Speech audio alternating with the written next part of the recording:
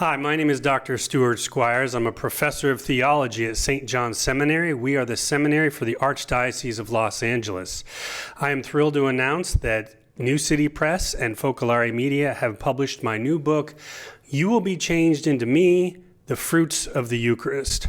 While many other books explore the question, what is the Eucharist?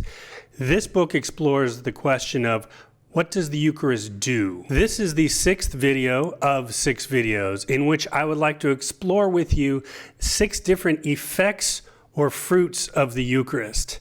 Today we're going to talk about the Eucharist as viaticum. The Latin word viaticum means provisions for a journey. Since the early church, it has been used to name the final reception of the Eucharist before death. If not prevented by physical and mental impairment, a dying person receives the viaticum as sustenance during the transition to the afterlife. Just as physical food is necessary for a serious journey, the spiritual food of the Eucharist is necessary for the even more serious journey beyond this life.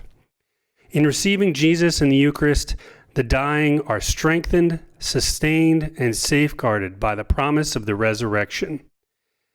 At the point of death, Christians are able to assimilate their dying bodies into Christ's resurrected body, and so begin the transition from a decaying earthly life into an indestructible resurrection life.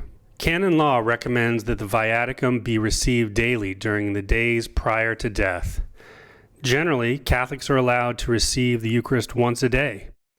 If an unexpected threat of death becomes imminent, however, Catholics may receive the viaticum again, even if they had received it earlier that day.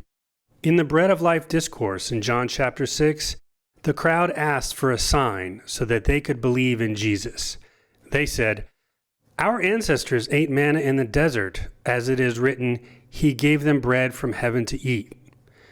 Jesus responded that it was not Moses who gave them the bread from heaven.